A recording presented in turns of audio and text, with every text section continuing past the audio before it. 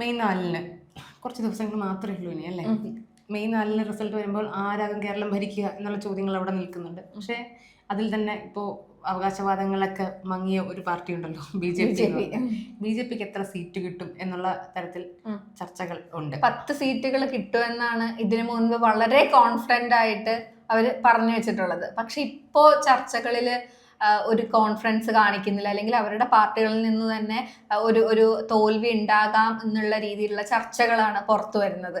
അപ്പം BJP എന്താണോ പ്രതീക്ഷിച്ചത് അതിന്റെ ഓപ്പോസിറ്റ് ഉള്ള റിസൾട്ട് ആകും ഉണ്ടാകും. അതായത് ഇവര് തെരഞ്ഞെടുപ്പ് പ്രഖ്യാപിച്ച് കഴിഞ്ഞ് പ്രചരണം മുന്നോട്ട് പോകുന്ന സമയത്ത് തന്നെ BJPയുടെ ഭാഗത്തുനിന്നുണ്ടായിട്ടുള്ള അവകാശവാദം 10 മണ്ഡലങ്ങളിൽ അട്ടിമറി നടക്കും എന്നുള്ള രീതിയിലുള്ള പ്രചരണങ്ങൾ ഓൾറെഡി ഉണ്ടായിരുന്നു.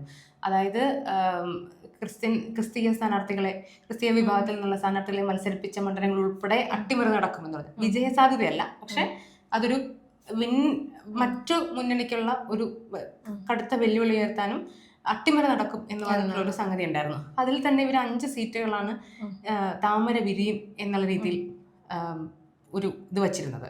പക്ഷേ പിന്നീട് നമ്മൾ എന്താ കണ്ടത്, കഴിഞ്ഞ ആഴ്ചകളിലൊക്കെ നടന്നിട്ടുള്ളൊരു തെരഞ്ഞെടുപ്പ് വിശകലനത്തിലൊക്കെ തിരിച്ചു വരുന്നത്. അതായത് ബാക്കി എല്ലാവരും ഉപേക്ഷിച്ചു. 3 മണ്ഡലങ്ങളിൽ നേരിയ സാധ്യത, അതിൽ തന്നെ 2 മണ്ഡലങ്ങളാണ് നിയമവും കഴക്കൂട്ടവും മാത്രമാണ് ഒരു നേരിയ സാധ്യത. എങ്ങനെയാണ് താമര വിരിയും എന്ന് നിയമത്ത് പോലെ അവർക്ക് ഉറപ്പിച്ചു പറയാൻ പറ്റുന്നില്ല. നേരിയ സാധ്യതയാണ് ഇവര് പറയുന്നത്. അപ്പൊ അതില് A+ കാറ്റഗറി ആക്കി കരുതിയ സ്ഥലങ്ങളാണ് ഇതൊക്കെ. പക്ഷെ ഇവിടെ പോലും വിജയിക്കാൻ സാധ്യതയില്ലാത്ത രീതിയിലേക്ക് BJPയുടെ നേതൃത്വം തന്നെ മാറി. അപ്പൊ ഇപ്പൊ ഈ BJPയുടെ യോഗങ്ങളിലെല്ലാം താഴെത്തട്ടിൽ നിന്നിട്ടുള്ള നേതാക്കന്മാര് കൊടുത്തിട്ടുള്ള പറഞ്ഞിട്ടുള്ള വിമർശനം എന്ന് പറഞ്ഞു കഴിഞ്ഞാൽ അത് അവര് കേന്ദ്ര നേതൃത്വത്തെയും കേരള നേതൃത്വത്തെയും ഒക്കെ വിമർശിച്ചുകൊണ്ടുള്ള കാര്യങ്ങളായിരുന്നു യോഗത്തിൽ പറഞ്ഞത്. കാരണം രാജീവ് ചന്ദ്രശേഖരന്റെ നേതൃത്വത്തിലുള്ള ഒരു വലിയ കോർപ്പറേറ്റ് സംവിധാനമാണ് ഇതെന്നും അത്തരത്തിൽ അദ്ദേഹത്തിന്റെ ഒരു താല്പര്യങ്ങൾക്കനുസരിച്ചുള്ള രീതിയിലാണ് നടപ്പാക്കുന്നതെന്നും എന്നൊക്കെ പറഞ്ഞിട്ടുള്ള ഒരു രീതിയിലാണല്ലോ ഇപ്പം. പിന്നെ അത് താഴെത്തട്ടിലെ BJP പ്രവർത്തകർക്ക് കണ്ടുപരിചയമില്ലാത്ത കേട്ടുപരിചയമില്ലാത്ത ഒരു രീതിയാണ് പലപ്പോഴും. അപ്പം അതിനെ അവര് വേണ്ട രീതിയിൽ, പ്രത്യേകിച്ച് ഈ ഘടകകക്ഷികൾക്ക് സീറ്റ് കൊടുത്തത് 2020 ഉൾപ്പെടെ സീറ്റ് കൊടുത്തതൊക്കെ സംബന്ധിച്ചിട്ട് വലിയ തോതിലുള്ള വിമർശനങ്ങളാണ് താഴെത്തട്ടിൽ നിന്നുള്ള ആൾക്കാർ ഉന്നയിച്ചിരിക്കുന്നത്. അപ്പൊ രാജീവ് ചന്ദ്രശേഖരന്റെ തന്ത്രങ്ങൾ അവിടെ പാളുകയാണെന്നുള്ളതാണ്. കാരണം രാജീവ് ചന്ദ്രശേഖരനെ എന്തിനാണ് ഇങ്ങോട്ട് അയക്കുന്നത്? പ്രത്യേക ലക്ഷ്യങ്ങളോടുകൂടിയാണ്. ഇത് കേരളത്തിൽ BJPയുടെ വളർച്ച സാധ്യമാക്കുന്നത്. രാജീവ് ചന്ദ്രശേഖർ പലപ്പോഴായിട്ട് ഇത് പറയുന്നുള്ളൂ, എന്താണ് BJPയുടെ വളർച്ച ഇത്ര മുതൽ ഇത്ര ശതമാനം വരെ കൂടും, ഇത്ര മുതൽ ഇത്ര ശതമാനം വരെ വോട്ടിംഗ് കൂടും എന്ന് പറഞ്ഞിട്ട്. പക്ഷെ സത്യത്തിൽ നമ്മൾ BJPയുടെ സാന്നിധ്യം ഇവിടെ കൂടിയിട്ടുണ്ടെങ്കിലും വോട്ടിംഗ് ശതമാനം എടുത്ത് നോക്കുകയാണെങ്കിൽ ലോക്സഭയിൽ ഉണ്ടാക്കിയ 2 സീറ്റുകളുടെ മുന്നേറ്റം മാറ്റി നിർത്തിയാൽ അത് കഴിഞ്ഞിട്ട് പിന്നെ അങ്ങനെ ഒരു വലിയ രീതിയിലുള്ള മുന്നേറ്റങ്ങൾ BJP കാണിച്ചിട്ടില്ല എന്നുള്ളൊരു വോട്ടിംഗ് ശതമാനം നോക്കുകയാണെങ്കിൽ ഏതാണ്ട് ഇതുപോലെ തന്നെ ഇപ്പം ഈ നിയമസഭാ തെരഞ്ഞെടുപ്പിൽ 20 മുതൽ 30% വരെ വോട്ടിംഗ് ശതമാനത്തിൽ വർധനവ് അവിടം വരെ എത്തും എന്നാണ് പറഞ്ഞിരിക്കുന്നത്. പക്ഷേ ഇപ്പം എന്താണെന്നറിയാമോ, ഇപ്പം നേതാക്കന്മാരോടൊക്കെ സംസാരിക്കുന്ന സമയത്തും ഇല്ലെങ്കിൽ പ്രവർത്തകരോട് സംസാരിക്കുന്ന സമയത്തും അവർക്ക് അങ്ങനത്തെ ഒരു അവകാശവാദവും ഇരിക്കാനില്ല. ഇനിയിപ്പം അവരാകെ സാധ്യത വെച്ചിരിക്കുന്നത് അതായത് പല മണ്ഡലങ്ങളും ഇപ്പൊ സാധ്യതകളുള്ളത് ഒന്ന് രാജീവ് ചന്ദ്രശേഖർ തന്നെ മത്സരിക്കുന്ന നേമത്തും അതേപോലെ തന്നെ കഴക്കൂട്ടത്തുമാണ്. മഞ്ചേശ്വരത്ത് ഇവരുടെ മുതിർന്ന നേതാവായിട്ടുള്ള സുരേന്ദ്രൻ മത്സരിക്കുന്നുണ്ട്. ഈ 3 സ്ഥലത്തും ഇവർ പ്രതീക്ഷ വെക്കുമ്പോൾ പോലും അതൊരു അവകാശവാദമായിട്ടോ അല്ലെങ്കിൽ അത് സ്ട്രോങ് ആയിട്ടോ പറയാൻ പോലും പറ്റാത്തൊരു രീതിയിലോട്ട് ഇത് വന്നു ചേർന്നു എന്നാണ് നമുക്ക് തോന്നുന്നത്. അതിലൊരു ഇമ്പോർട്ടൻ്റ് ആയിട്ടുള്ള ഒരു ഫാക്ട് വഹിച്ചിട്ടുള്ള വേറൊരു കാര്യം എന്ന് പറഞ്ഞിട്ട് ഈ ക്രിസ്ത്യൻ ഔട്ട്റീച്ച് പ്രോഗ്രാമുകളൊക്കെ ഇവര് ആസൂത്രണം ചെയ്തിരുന്നു. വളരെ വളരെ എന്താ പറയുക, അവരെ കൂടെ നിർത്താനുള്ള ശ്രമങ്ങളും കാര്യങ്ങളും ഒക്കെ ഉണ്ടായിട്ടുണ്ടായി. പക്ഷെ അതൊന്നും വേണ്ട രീതിയിൽ അതിൻ്റെ ഒരു ഫലപ്രാപ്തിയിൽ എത്തിയില്ല എന്ന് തന്നെയാണ് അവർ വിലയിരുത്തുന്ന ഒരു കാര്യം. കാരണം ഒരു സമുദായത്തെ മാത്രം പ്രീണിപ്പിച്ചുകൊണ്ട് അല്ലെങ്കിൽ അവരുടെ സപ്പോർട്ട് കൊണ്ടോ മാത്രം നമ്മുടെ ഒരു അന്തരീക്ഷത്തിൽ ജയിക്കാനുള്ള ഒരു സാഹചര്യം ഭയങ്കര കുറവായിരിക്കും. അപ്പൊ ഈ ക്രിസ്ത്യൻ വോട്ടുകളെ സ്വന്തം പക്ഷത്തേക്ക് ചേർക്കാനുള്ള ഒരു ക്രിസംഗി പരിപാടികളൊക്കെ ഒന്നും ഏക്കാനുള്ള ഒരു ചാൻസ് ഉണ്ടായിട്ടില്ലെന്ന് തന്നെയാണ് അവര് തന്നെ വിലയിരുത്തുന്ന ഒരു കാര്യം. ഇപ്പൊ ആൾക്കാർ പറഞ്ഞ FCRA ഒക്കെ തിരിച്ചടിയായി. FCRA എന്നുള്ള തിരിച്ചടിയായി കേരളത്തിലെ ഒരു വോട്ടിംഗ് ഹിസ്റ്ററി പരിശോധിച്ചു നോക്ക്. BJPക്ക് വോട്ട് ചെയ്ത് ജയിപ്പിക്കാൻ ഉള്ള ഒരു കമ്മ്യൂണിറ്റി ആയിട്ട് ക്രിസ്ത്യൻ സമൂഹം ഇവിടെ മാറിയിട്ടുണ്ടോ? ഇല്ല. അപ്പോൾ അത് ഒരു തെരഞ്ഞെടുപ്പിലും ഉണ്ടായിട്ടില്ല. അപ്പൊ പെട്ടെന്നൊരു തെരഞ്ഞെടുപ്പിൽ ഇവർ കുറച്ച് ക്രിസ്ത്യൻ കാൻഡിഡേറ്റ്സിനെ ഇറക്കുന്നു.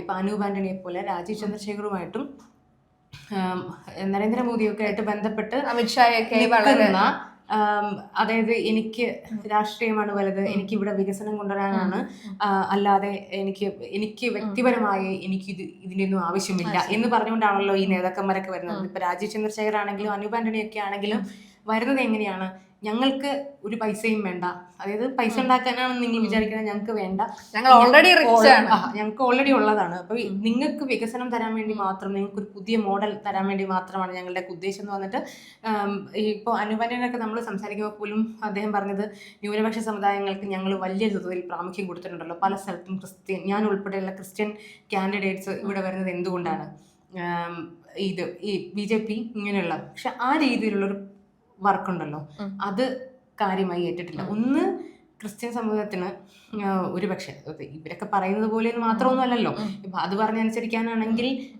ഇവിടുത്തെ വോട്ടിംഗ് രീതിയൊന്നും ഇങ്ങനെ ആയിരിക്കില്ല. പിന്നെ രണ്ട്, ക്രിസ്ത്യൻ സമുദായത്തിന് പലപ്പോഴും ഇവരുടെ പല രീതിയിലുള്ള നീക്കങ്ങളും വിമർശനങ്ങൾ ഉന്നയിക്കുകയും അതിനെ തള്ളിപ്പറയുകയും അതിനോട് വിമുഖത കാണിച്ച് നിൽക്കുകയൊക്കെ ചെയ്യുന്നുണ്ട്. അപ്പോഴാണ് ഇവരുടെ ഈ ക്രിസ്ത്യൻ ഔട്ട്റീച്ചിൽ ക്രിസ്തീയ സമുദായം വോട്ട് ചെയ്തിട്ട് BJP സ്ഥാനാർത്ഥി ജയിക്കുക എന്നുള്ളൊരു സങ്കല്പം ഇവർ മുന്നോട്ട് വെക്കുന്നതിൽ തന്നെ പ്രശ്നങ്ങളുണ്ട്. അപ്പം അങ്ങനത്തെ ഒരു ശൈലി അല്ലെങ്കിൽ അങ്ങനത്തെ ഒരു എന്താ പറയാ ശീലം കേരളത്തിലെ സമുദായത്തിന് ഇല്ല, BJP സ്ഥാനാർത്ഥിക്ക് വോട്ട് ചെയ്ത് ജയിപ്പിക്കുക എന്നുള്ളത്. പിന്നെ ഇത്തരം ഉള്ള പ്രചരണങ്ങളിലൂടെയൊക്കെ നടത്തുമെന്നായിരുന്നു, പക്ഷെ അതത്ര വേണ്ട രീതിയിൽ ഏറ്റിട്ടില്ല എന്ന് തന്നെയാണ്. തദ്ദേശ സ്ഥാപനങ്ങളിലെ ജയമാണ് ഇവർ അതിൽ കണക്കാക്കുന്ന ഒരു കാര്യം. കാരണം BJPയുടെ ക്രിസ്ത്യൻ വോട്ടുകളുള്ള സ്ഥലങ്ങളിലെല്ലാം BJPയുടെ സ്ഥാനാർത്ഥിയൊക്കെ ജയിച്ചു പോകുന്നു, സ്വതന്ത്ര സ്ഥാനാർത്ഥി വരെ ജയിച്ചു പോകുന്നു, BJP സ്വതന്ത്രം വരെ. അപ്പൊ പക്ഷേ തദ്ദേശ തെരഞ്ഞെടുപ്പിൽ ജയം എങ്ങനെയാ വരുന്നത്, അത് വേറൊരു തരം അല്ലെ, ഓരോ മെമ്പർമാരായിട്ട് നിൽക്കുന്ന അല്ലെങ്കിൽ അതിന് സ്ഥാനാർത്ഥി നിൽക്കുന്ന വ്യക്തിപരമായ താല്പര്യങ്ങളും എല്ലാം ഉൾച്ചേർന്നുകൊണ്ടാണ് അവിടുത്തെ ഒരു സംവിധാനം ഉണ്ടാകുന്നത്. പിന്നെ ചില കാര്യങ്ങളിൽ ആൾക്കാർ ഡിസിഷൻ എടുക്കുന്നതും തദ്ദേശ തെരഞ്ഞെടുപ്പ്, പക്ഷെ അല്ലാതെയുള്ള തെരഞ്ഞെടുപ്പുകളിൽ അങ്ങനത്തെ ഒരു ഫലമല്ല വരാനിരിക്കുന്നത് എന്നുള്ളതാണ്. പക്ഷെ പിന്നെ അവർ പറഞ്ഞിട്ടുള്ള മറ്റു കാര്യങ്ങളുണ്ടല്ലോ, അതിൽ വേറൊരു കാര്യം എന്ന് പറഞ്ഞാൽ വിശ്വാസ സംരക്ഷണം എന്നൊരു കാര്യത്തിനെ വേണ്ട രീതിയിൽ കേരളത്തിൽ കുറച്ചും കൂടെ ഫ്യൂവൽ ചേർക്കാമായിരുന്നു. പക്ഷെ അത് അത്രമാത്രം ഉപയോഗിക്കാൻ സാധിച്ചിട്ടില്ലാത്തതും പരാജയത്തിനൊരു കാരണമായേക്കാം എന്നൊരു രീതിയിലാണ് കോട്ടകളിൽ നിന്ന് തന്നെ അഭിപ്രായങ്ങൾ ഉയരുന്നത്. അപ്പം വിശ്വാസ സംരക്ഷണം വേണ്ട രീതിയിൽ മാർക്കറ്റ് തന്നെ പറയണല്ലോ, ഇലക്ഷനൊക്കെ ആകുമ്പോൾ അങ്ങനെ പറയാലോ, അങ്ങനെ ചെയ്യപ്പെട്ടിട്ടില്ല എന്നാണ് അവരുടെ ഒരു പരാമർശം വരുന്നത്. അത് ഒരുപക്ഷെ ജനങ്ങൾക്ക് അത് ഒരു തിരിച്ചറിവായിരിക്കാം, അല്ലെങ്കിൽ അവർക്കത് അതിന് ഈ ഒരു രീതിയിൽ വേറൊരാൾക്ക് കൊടുക്കേണ്ടതാണോ എന്നുള്ള രീതിക്കുള്ള ചിന്തകൾ വന്നതുകൊണ്ടൊക്കെ ആയിരിക്കും. അതൊരു ഫാക്റ്റായിട്ടാണ് പൊതുവെ കണക്കാക്കപ്പെടുന്നത്. അതായത് വിശ്വാസ സംരക്ഷണം ഉൾപ്പെടെ ഈ കേരളത്തിൽ നിലനിൽക്കുന്ന സർക്കാരിന്റെ ഒരു അവർക്കെതിരെയുള്ള ഒരു നോഷനായിട്ട് മാത്രമാണ് ആൾക്കാർ എടുക്കുക അല്ലെ, സ്വാഭാവികമായിട്ട് അങ്ങനെയാണ് വരിക. അപ്പൊ അത് BJPക്ക് അതിനുള്ള വോട്ട് കൊടുക്കാന്നുള്ള അത് തന്നെയാണ് ഈ ശീലം. BJPക്ക് വളർച്ച ഉണ്ടായിട്ടുണ്ടില്ല എന്ന് ഞാൻ പറയുന്നില്ല, പക്ഷെ ഇതിന്റെ പേരിൽ ഞങ്ങൾ പോയി BJPക്ക് ചെയ്തേക്കാം എന്ന് പറയുന്ന ഒരു ശീലം സത്യത്തിൽ കേരളത്തിലെ ജനങ്ങൾക്ക് ഇല്ല. അപ്പോ ഇല്ലെങ്കിൽ പിന്നെ അതിന് വേറൊരു തരത്തിലുള്ള എന്തെങ്കിലും സ്ട്രോങ് ആയിട്ടുള്ള ഫാക്ടേഴ്സ് ഉണ്ടോ, ഇല്ലെങ്കിൽ നിയമമണ്ഡലത്തിലെ പോലെ അങ്ങോട്ടും ഇങ്ങോട്ടും നിൽക്കാം എന്നൊക്കെ പറഞ്ഞ് സാധ്യതയുള്ള ഒരു സ്ഥലം വേണം. ഇപ്പൊ ഞാൻ ഇതിനകത്ത് പ്രധാനപ്പെട്ട കണക്കാക്കുന്ന മണ്ഡലം, അതിനകത്ത് ഒരു കാര്യം കൂടെ പറയാനുള്ളത്, SIR വന്നു. ബാക്കി എല്ലാ സംസ്ഥാനങ്ങളിലും നമ്മൾ SIRനെ ഭയങ്കര വേറൊരു തരത്തിൽ വിമർശിക്കുന്ന സമയത്ത് കേരളത്തിൽ യഥാർത്ഥത്തിൽ SIR കൊണ്ട് നഷ്ടം ഉണ്ടാകാൻ പോകുന്നതിൽ ഏറ്റവും മുൻപന്തിയിലുള്ള പാർട്ടി എന്ന് പറയുന്നത് BJP ആയിരിക്കും. പ്രത്യേകിച്ച് മഞ്ചേശ്വരം പോലത്തെ സ്ഥലം, മലപ്പുറം അല്ല മഞ്ചേശ്വരം, കാരണം അത് ബോർഡർ ജില്ലയാണ്, ബോർഡർ മണ്ഡലമാണ്. അപ്പം അത്തരം വോട്ടുകളിലൊക്കെ അതുകൊണ്ടാണല്ലോ മഞ്ചേശ്വരത്ത് ഒരുപക്ഷെ ജയിച്ചേക്കാന്നൊക്കെ പറയുന്നുണ്ടെങ്കിലും ജയിക്കുമെന്നുള്ളൊരു വിശ്വാസം അവിടുത്തെ ഒരു BJP പൂർണ്ണമായിട്ടുള്ള ഇല്ല. അപ്പോൾ അവിടെ മഞ്ചേശ്വരത്ത് സുരേന്ദ്രൻ ജയിക്കാനുള്ള ഭൂരിപക്ഷമൊന്നും കിട്ടാൻ സാധ്യതയില്ല. നേരത്തെ അത്ര പോലും, അതായത് നേരത്തെ വളരെ ചെറിയ വോട്ടുകൾക്കായിരുന്നു അദ്ദേഹം പരാജയപ്പെട്ടത്. പക്ഷെ ഇത്തവണ അങ്ങനെ പോലും ആയിരിക്കില്ല, ഒരു ഡയറക്റ്റ് ഫൈറ്റ് ആയിരിക്കും. ഈ SIR നടപ്പിലാക്കിയതോടുകൂടി അവിടുത്തെ പല ഇരട്ട വോട്ടുകളും അപ്പുറത്തുനിന്ന് കൊണ്ട് ചേർത്ത വോട്ടുകളെല്ലാം തള്ളിപ്പോയിട്ടുണ്ടെന്നും അതിനുള്ളൊരു സാധ്യത വളരെ കുറവുമാണ് എന്നുള്ള രീതിയിലുള്ള റിപ്പോർട്ടുകൾ മഞ്ചേശ്വരത്ത് വരുന്നുണ്ട്. പിന്നെയുള്ള രണ്ട് സാധ്യത എന്ന് പറഞ്ഞു കഴിഞ്ഞാൽ നിയമവും കഴക്കൂട്ടവും. അതിനകത്ത് ഈ പറയുന്നിട്ടുള്ള സംഭവമില്ല, ഇപ്പൊ വിശ്വാസ സംരക്ഷണം ഉൾപ്പെടെയുള്ള കാര്യങ്ങളിൽ BJP ചെയ്തു വന്നിരുന്ന എല്ലാ കാര്യങ്ങളും അത് ഈ 2 മണ്ഡലങ്ങളിൽ വർക്ക് ചെയ്യുമോ എന്നുള്ളതാണ്. അപ്പൊ നിയമത്തിന്റെ ഒരു കാര്യം എടുത്താൽ നിയമത്തിന് ഒരു ചരിത്രമുണ്ട്. നിയമത്ത് അക്കൗണ്ട് ഓപ്പൺ ചെയ്തതാണ്, വീശിമുട്ടി വന്നിട്ട് പൂട്ടിച്ചത്.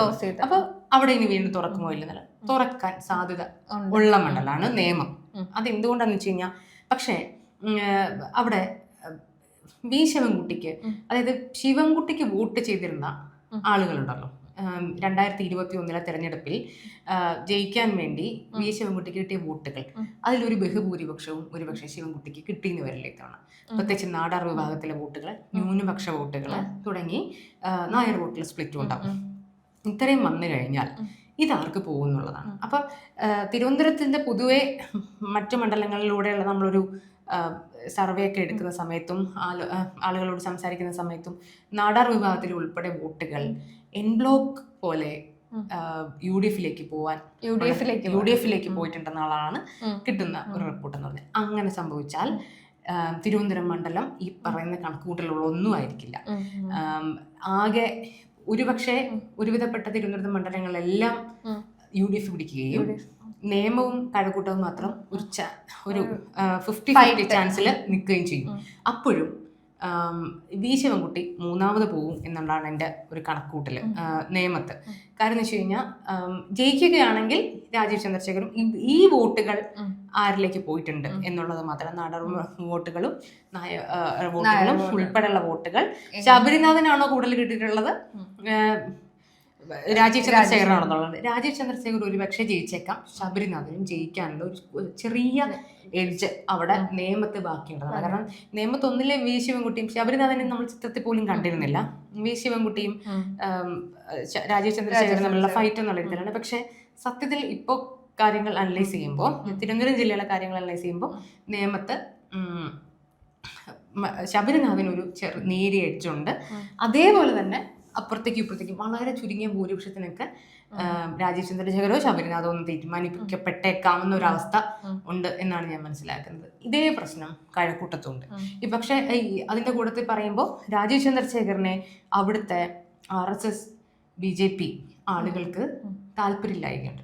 അതായത് രാജീവ് ചന്ദ്രശേഖരനോട് വല്ലാത്ത രീതിയിലുള്ള പ്രശ്നമുണ്ട്.